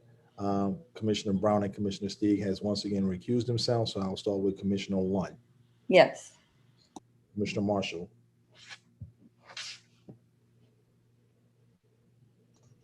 Yes. Commissioner Mobley. Yes. Commissioner Stewart, yes. Commissioner Weberg. Yes. And Commissioner Witry. Yes. Unanimous support for approval for Design Review 1221, which brings us to our last docket matter. Commissioner Stieg, Commissioner Brown, you can join us back. And Paul, you can start reading the public comments for the ratification of certification of subdivision. Mr. Chairman? Yes. Can before we jump into, can we just have a short explanation from staff about how things end up on the consent agenda? Because I know there's a lot of public comment coming out about why something ended up on there. So can we just have the brief about how things end up in there so we can have that as the framing before we hear the public comments? Absolutely. Yeah, I can do that. The subdivision regulations in general says that subdivisions have to be approved by the Planning Commission. However, for expediency's sake, it does delegate certain subset of subdivision applications to the executive director, who has the ability to administratively approve them. So those matters which require Planning Commission action are brought before you as a commission. Those which meet the criteria for administrative approval are approved administratively, and then after the approval has happened, they are ratified by you as a committee. And so you'll see a document that lists many subdivision applications. Those are ones that the commission has determined are 1, eligible for staff approval, 2, has approved, and 3 is giving to you to ratify this past action. Thank you very much. Okay, Paul, if you want to start reading the comments that we received. First comment is from Alan Johnson, 1418 Charter Street, representing FMIA in opposition. We come to you today to oppose a minor subdivision application at 621 Elysian Fields for a 5-building hotel compound of almost 47,000 square feet, designed to avoid the conditional use process for any hotel above 10,000 square feet in HMC2. In other words, there is nothing minor about this subdivision. These properties are being subdivided for the sole purpose of avoiding public input and will be reassembled by use as one large hotel project, AKA the old switcheroo, as our drawings and permits presented at ARC and HDLC stated. This project, by being approved administratively by the staff and ultimately the executive director, has never provided an opportunity for public comment. Additionally, it was never the intent of the rules to allow the executive director to permit a 45,000 square foot hotel in avoidance of public input. And unfortunately, we are only able to provide written comment in 2-minute snippets. So it feels like a challenge to present all the issues properly due to the rules at this time, perfectly proving that the open process involving public comment and a staff report should be done. This careful consideration is crucial as there is no buffer. Once you approve the administrative appeal, We are unable to appeal to City Council. Your approval is final in absence of your being able to have time to consider all the issues and the citywide precedent you will be setting as developers learn how to avoid public input. Mr. Rivers, in an email to me about public input issues, referenced highly visible, highly contentious matters in the past and always prided ourselves on making sure that the FMIA's voices were heard. We hope you will reverse course and make that the case here. Finally, we hope that our advocacy is not misrepresented as antagonism. Many of you began as advocates and you wanted your voices heard. And that's what we want. Please provide for a public hearing in the best interest of the public as allowed in section 3.1.3 of the subdivision regulations. Next, from Andrew Jacoby, 2222 Esplanade Avenue, representing FMIA in opposition. My name is Andrew Jacoby. I live at 2222 Esplanade. I am an attorney representing FMIA. We urge the CPC to declare that the 621 Elysian Fields project is a major subdivision and set the project for a formal public hearing. Such declaration is consistent with law. Regulations 3.1.3 and 2.2 provide that the creation of a private street renders a subdivision as major. The 621 project has a driveway with an entrance on Elysian Fields and an exit on Royal Street. Two independent reasons establish this creation of this as private thoroughfare is the creation of a private street, meaning it is a major subdivision. First, under section 5.3 and 5.3.7, the regulations define street to necessarily include driveway by noting in parentheses that street includes driveway and alley. Second, street is a thoroughfare under section 2.2. Webster's Dictionary and Oxford Dictionary define thoroughfare as an indicating a pass through and an open at both ends nature. And the only court rulings nationally to consider this issue conclude that thoroughfare indicates passage and suggests entrance and exit at different places, which distinguishes this from a standard driveway in which a person drives in and backs out of the same spot. The two cases used the plain dictionary meaning and coming to the conclusion that fully supports that the 621 project's driveway is also a thoroughfare and thus by law constitutes creation of a private street. These cases are LaPorte Civic Auditorium versus Ames in Indiana and Lordison versus City of Okoboji in Iowa. So even if the 621 project's driveway is not necessarily a street under section 5.3 and 5.3.7, it is still a street because it meets the definition of a thoroughfare. Another FMIA member will separately urge the CPC to declare under 3.1.3 that is in the best interest of the public for the CPC to hold a more formal public hearing for this project. And from Aaron Holmes, 816 North Rampart Street, representing VC Pora in opposition. Dear Commissioners, VC Pora shares the concerns of our neighbors in the Marigny regarding this subdivision and the process the applicant chose to obtain a permitted project. The CZO does allow for the re-subdivision up to 5 properties to be authorized at the director's discretion, but this specific application is simply a bridge too far because they will all be reassembled for their final use, but will avoid the neighborhood participation program process required of conditional uses. The developers purchased a large parcel for which they wanted to build a short-term rental style hotel property. These developments differ from other hotels in that they offer fewer amenities for the guests and typically do not have any retail or service elements open to the public. Certainly, developers want to maximize their profit potential, meaning as many beds as possible in the hotel development. However, the HMC2 zoning district requires a conditional use for any non-residential use of more than 10,000 square feet of gross floor area. Naturally, a lot of this size could accommodate a much larger development. So in efforts to create a nearly 100-bed hotel, the developers split this use into 5 components and spread it over the applied 4 or 5 lots. A commercial use this large could be approvable, it just has to go through the conditional use process. It seems as if the subdivision is only done to avoid public input, which would subvert the intent of the public participation and the CZO. Neighbors should have been engaged already to the neighborhood participation program, and an approval today would effectively stifle any future opportunity for that participation, which is already difficult given the limitations of virtual meetings. We hope you will agree that this request merit the full vetting process of the conditional use, including an NPP meeting, a staff report, full commission recommendation, and council review. Next, from Glade Bilby, French Quarter Citizens in opposition. French Quarter citizens and the surrounding neighborhood is very concerned with the process related to the subdivision and change of use of the property at 621 Elysian Fields Avenue, formerly occupied by the American Aquatic Gardens. It is our understanding that this property, consisting of one lot, was subdivided into 5 lots, and the intended hotel project will encompass the entire property. There are a number of issues resulting from the process thus far. Creating a minor subdivision is not open to the public comment and is only voted on by the CPC. This ratification process does not allow for public comment at the CPC, nor allows it to go to City Council, bypassing public process and for comment altogether.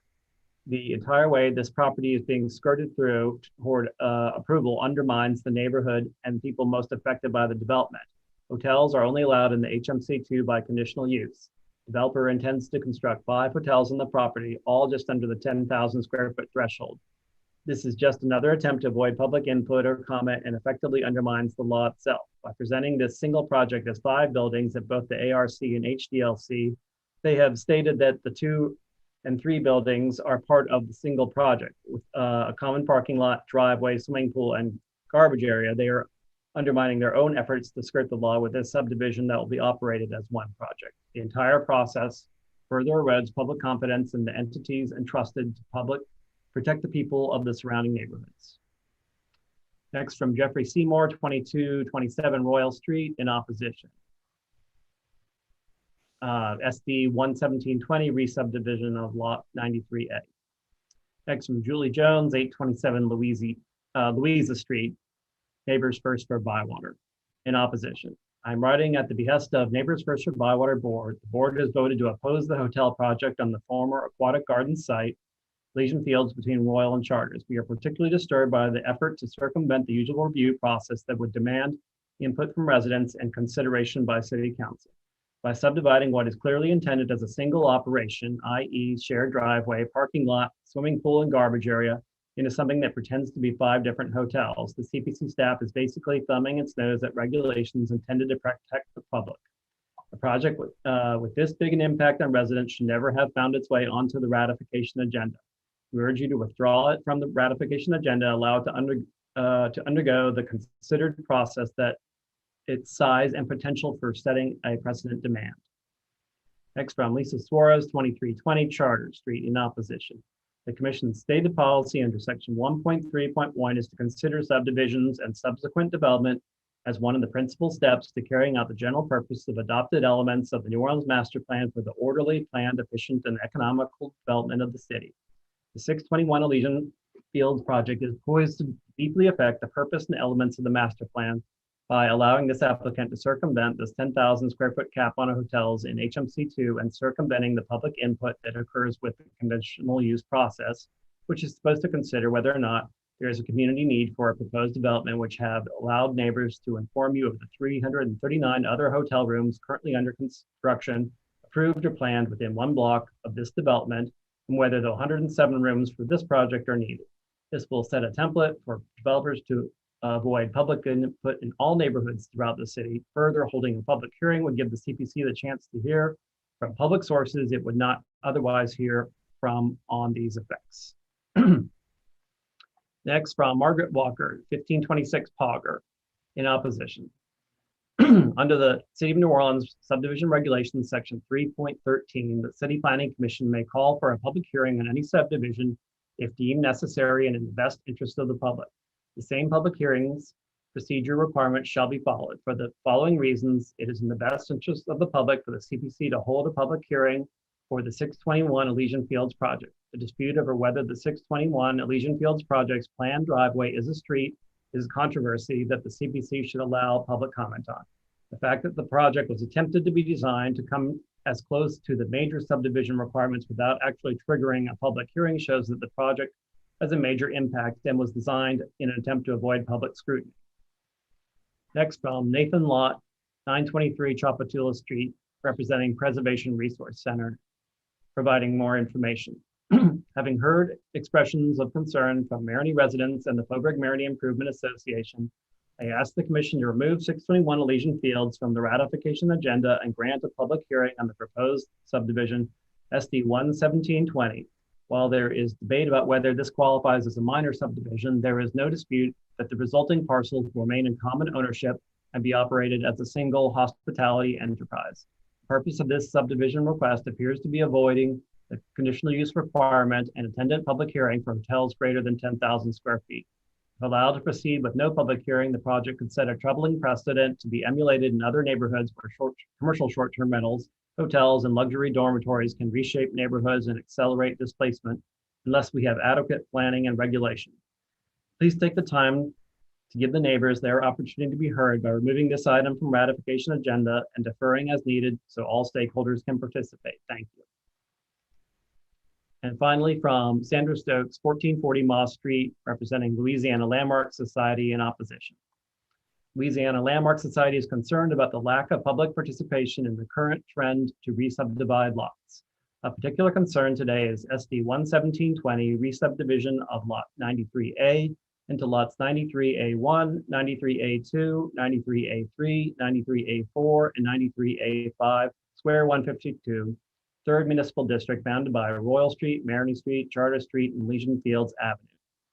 Up until this request, the development has been recognized as a whole comprised of 5 buildings, all conveniently under 10,000 square feet each. Even when presented in 2 batches before the ARC and HDLC, it was acknowledged as one project. Each building clearly shares a communal parking lot, driveway, swimming pool, garbage pickup, similar design, etc. If successful, the maneuver today to petition the development would allow it to bypass the rules for the major subdivision it is. However, the previous acknowledgements of the total project, along with the shared spaces and services, belie the segmenting. We don't think anyone would deny that this is indeed one large project. In this instance, the approximately 48,000 square foot proposed complex will form a sort of hybrid short-term rental hotel facility that does not meet the standards of either. The development does not have a neighborhood serving business on the first floor, nor does it have a full-time receptionist, staff, etc. Re-subdividing into 5 separate buildings of less than 10,000 square feet each would let the developer elude the normal public process for a complex of this size, allowing approval to slip through at the sole discretion of the executive director. The request for re-subdivision seems to be a blatant attempt to expedite the process and avoid public process.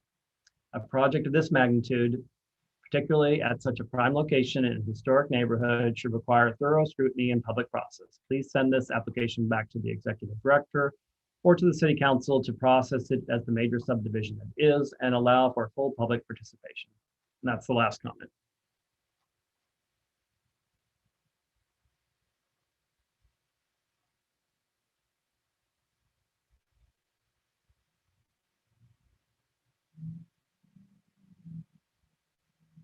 Chairman, you're on mute. Oh, I do apologize for that. I was just talking.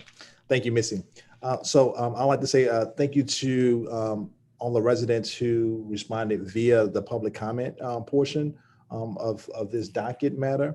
But before we get into comments and questions from any commissioners, I'll just like to state for the record, I think Stephen basically explained how we get to this point of the docket matter. But I also want to allow our executive director, if there's any comments that he wants to add to this, that he has that opportunity before we hear from commissioners. So Bob, if you're with us, if there's anything that you want to add or any comments that you want to make to what we heard from the public comment. Well, thank you. No, I really don't have any. I think Stephen explained the process, the suggestions that there is a lot of discretion in the hands of the executive director is not entirely accurate. I think the delegation is premised on the fact that there is no discretion, that if a proposal meets certain criteria, it is eligible to be moved on as an administrative review. And so this one did. All of the presentations that have been made to the HDLC and so on and so forth were not part of our review. So we were looking at a subdivision plat. All of that being said, the staff has absolutely no objection if the commission wants to hold a public hearing.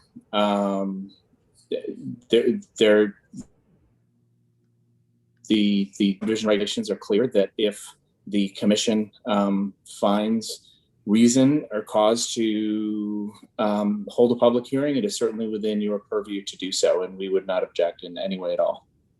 So Bob, that was, Mr. Chair, can I follow up on that with a question to the executive director? So Bob, that was my question was, your hands are tied and you don't have much discretion, but the discretion, if I understand it correctly, goes to us. And so am I correct? This would go either to you or to Mr. Kroll or to Missy, that section 3.13 gives us the right to decide that this needs a public hearing, and we can, if we wanted, we can vote to hold a public hearing, and that discretion lies with us. Am I correct on that? Yes, it says the City Planning Commission may call for a public hearing on any subdivision if deemed necessary and in the best interest of the public. Right. Okay, good. Thank you. All right. Thank you for that. So commissioners, are there any other questions or comments that you would like to add before we hear a particular motion? I would like to thank Stephen and Robert for the explanation about why it ended up on the consent agenda. I agree with their analysis. I also want to thank the neighbors for bringing this forward, because obviously this has some complications that is different than what typically end up on the consent agenda. So I thank both parties on that. And I'd like to follow that up with a motion. My motion will be. Commissioner Steve, before you have a motion, let's see if any other commissioners have any comments or questions they want to ask before we hear a particular motion. I just would like to thank Stephen and Bob for the analysis as well, and also to the neighbors for bringing this to our attention. I think that everything that we've seen and heard so far has been completely within parameters of what is expected, and I think it's up to the commission now to do what we did. So, anyway. Are there any other comments? I have a technical question. Okay. Is it just one, can we go ahead and remove one address from this ratification, or is it all the addresses, I guess? So you would make a motion to suspend the rules to remove that particular one from the consent agenda, and then you would separate that one out, and so you would vote for the whole consent agenda, and then that one you can do what you can either ask for a public hearing next month, or you have discretion then, but first you have to remove it from the consent agenda if you wanted to do that. And I read it correctly, there seems to be just one question or one address that there's a lot of public comments about. Is that correct? Okay, just making sure I'm reading the same information. Thank you. Missy, can I follow up on that? I don't want to make a motion that's not. My motion was going to be to take the whole thing, was a move to put the whole thing on to a public hearing, because it just seems like it's all tied together. But am I wrong in understanding that? It seems like it would be difficult to have some addresses go forward on the consent as administrative, but then one go to a public hearing, and then if the public hearing denies it, then what happens to the ones that are approved? But maybe I don't understand the property well enough. So the list of the subdivisions to be ratified are several, and there's okay, I understand. So it would just be this one. It would just be this one. This is the procedure we follow. Other agencies have a consent agenda at the beginning of things that were approved. Like, for instance, HDLC has whatever was approved unanimously by the ARC. And whenever somebody wants to take one off, you suspend the rules to take that one off, then approve the whole consent agenda, and then go back to that item and decide what to do with it. Okay. So can I make the motion to suspend the rules to start that process? Or does that come from? I'll make the motion to suspend the rules to start that process and remove, I don't have the particular docket number in front of me from the, S 11720. remove that one from the administrative consent agenda and to approve the others. All right, it's been moved by Commissioner Steed to suspend the rules to remove one docket matter from the consent. And is there a second to that motion? Brown, second. Oh. Commissioner Witry with the second. Is there any further discussion on that motion? Any Just to further? clarify, this is a motion to suspend the rules to remove zoning docket, subdivision 11720 from the In list global. of consent decree. Okay, this is just the removal of the one. That's just removal, yes. Okay, thanks. Are there any further questions on that motion? Any other questions on the motion? If there are no further questions, I'll call the question. Commissioner Brown, Yes. Commissioner Lund, Yes. Commissioner Marshall, Yes. Commissioner Mobley, Yes, please. Commissioner Steve, Yes. Commissioner Stewart, yes, Commissioner Weberg. Yes. All right, Commissioner Witry. Yes. All right, unanimous support for the motion to remove that one docket matter from the consent in global. Okay, so at this time, is there another motion by Commissioner Steve? Yeah, so my next motion would be under section 3.13 to refer the matter which we withheld from that agenda to a public hearing. And to take it, I don't know the correct wording, Missy, to take it off the consent or administrative agenda we've already done that. We've already done that. So your next one, the next motion needs to be to approve this ratify the subdivisions except for that one. And then you would go to make the public hearing, and the public hearing has to follow the same public hearing requirements as a major subdivision. That's what's in the subdivision rules. So it's got to follow. So it's got to have enough time for staff to advertise it. So we need to figure out a date. I was putting the other one first only because if that motion failed, we might need to put it back. If the motion to send it to a public hearing failed, then we wouldn't, and we've already approved all the other ones, then it would be in some kind of limbo.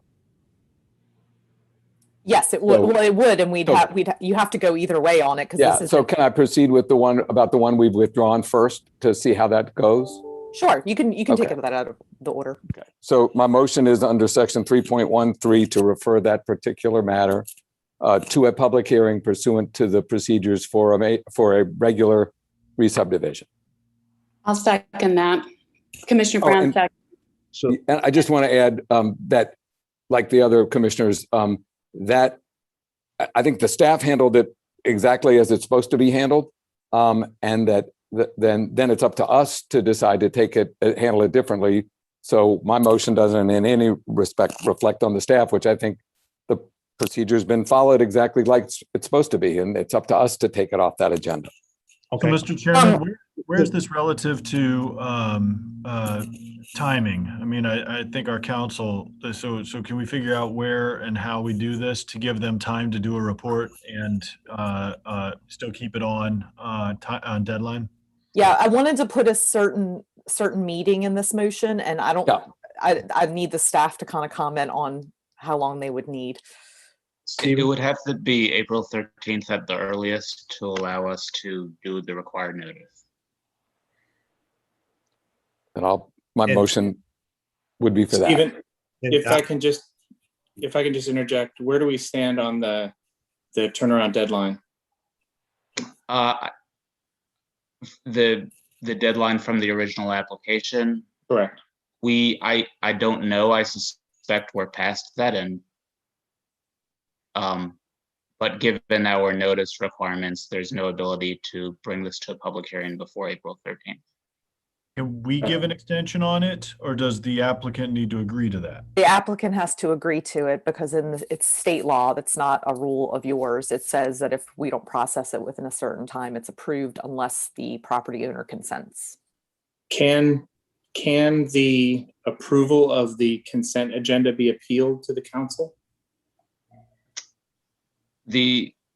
what the subdivision regulations say is that the action on minor subdivisions cannot be appealed to the can only be appealed by the applicant. So these are all minor subdivisions on the consent agenda, so only the applicant could appeal. And this was in the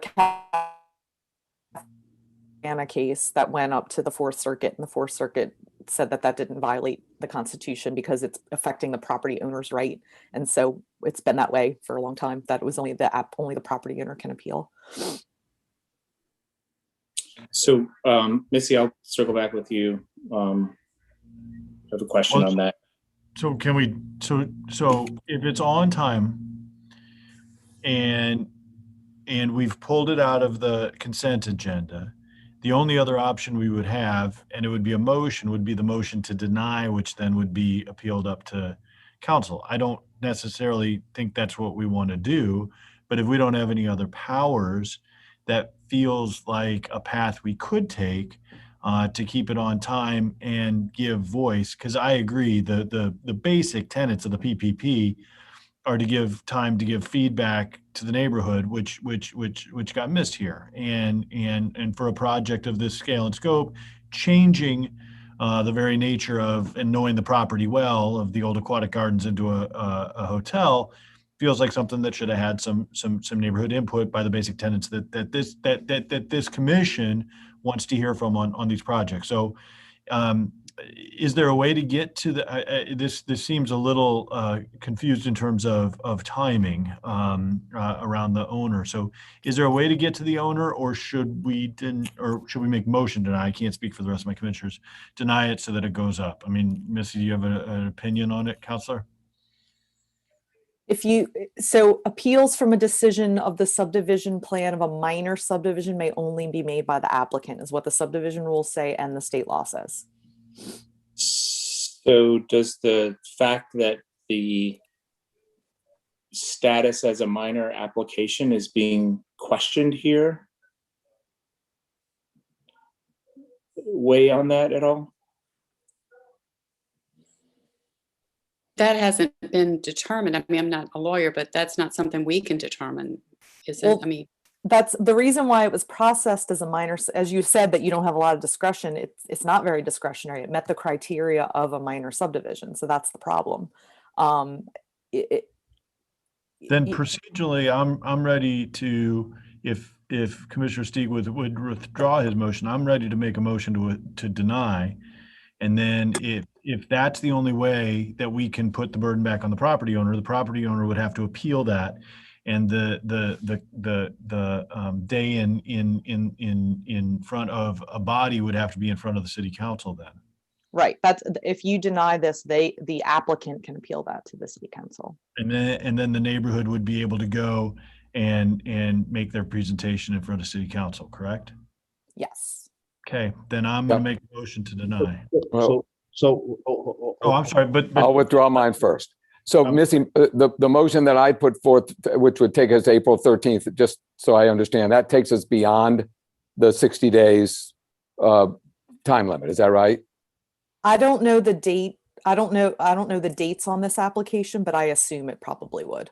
And Stephen's nodding. So that's a yes, Stephen? Yeah, this came in 2020, so I can't imagine that it hasn't been 60 days.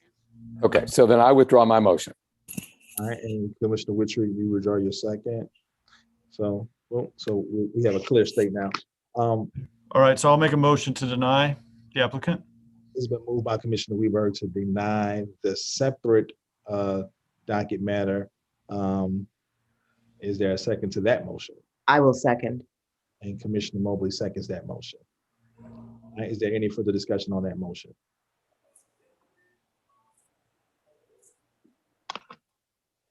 If there's no further discussion on that motion, I'll call the question. Commissioner Brown.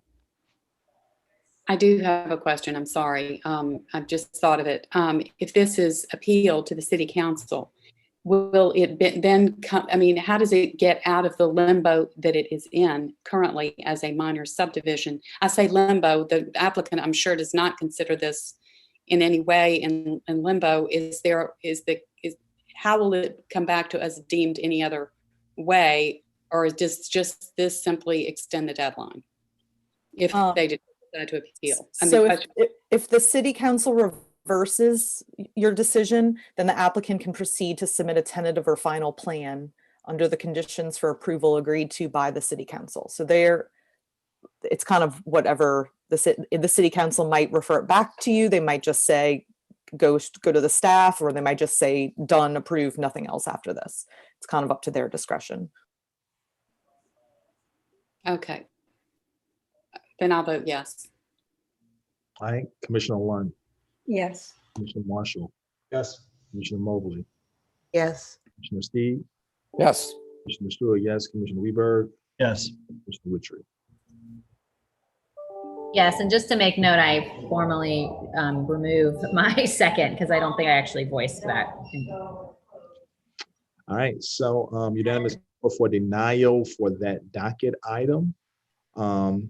And when the applicant is notified, this is for staff, when the applicant is notified of the denial, we need to let them know of their appeal rights in there as well. Okay. All right. Is there another motion for the remaining items that were that we need to take up? A motion to approve consent agenda. All right, it's been moved by Commissioner Weberg. Witry will second. Agenda has been seconded by Commissioner Witry. Is there any further discussion on that motion? Any further discussion on that motion? If not, I'll call a question. Commissioner Brown? Yes. Commissioner One? Yes. Marshall? Yes. Commissioner Mobley? Yes. Commissioner Steig? Yes. Commissioner Stewart, yes. Commissioner Weberg? Yes. Commissioner Witry? Yes. Unanimous support for the remaining minor subdivision dockets. This time, I just want to commend commissioners for getting through this docket today. But I also want to just commend the New Orleans Planning Commission staff, award-winning staff who do a fabulous job, and then also our executive director, Mr. Rivers. Then I also just want to relate out to the public that even though we're in a virtual environment, as commissioners, we do take public comment seriously, and we encourage all residents in all neighborhoods around the city to voice their concern, even though you can't give that, you can't make your voice live, but by putting those comment cards in, because we do take that seriously, and we do take time to read that and hear the concerns of all residents, because you're not left out even in a virtual environment. So I just want to say thank you, and thank you. Before we get to the adjournment, commissioners, if you don't have anything else, any other comments, anything else to say, the chair will entertain a motion for adjournment. So moved. All right, it's been moved by Commissioner Steve for adjournment at 4:07. Is there a second? Second by Commissioner Lund. Seconded by Commissioner Lund. Is there any further discussion to that motion? If there's no further discussion to that motion, the chair will just take that by acclamation by all commissioners raising their hands. And at this time now, there's no opposition. And we have not been graced by Commissioner Marshall's sons. So I can call them for you if you want. You don't really want them. Outside the door. They've got a lot of lifetime to learn about consent agendas. Yeah, it has to happen spontaneously, Commissioner Marshall. Right. All right. I wouldn't be able to get rid of them for my next meeting. I'd also like to know where Simon is. He is on the couch. So at this time, we're dismissed. Have a great day.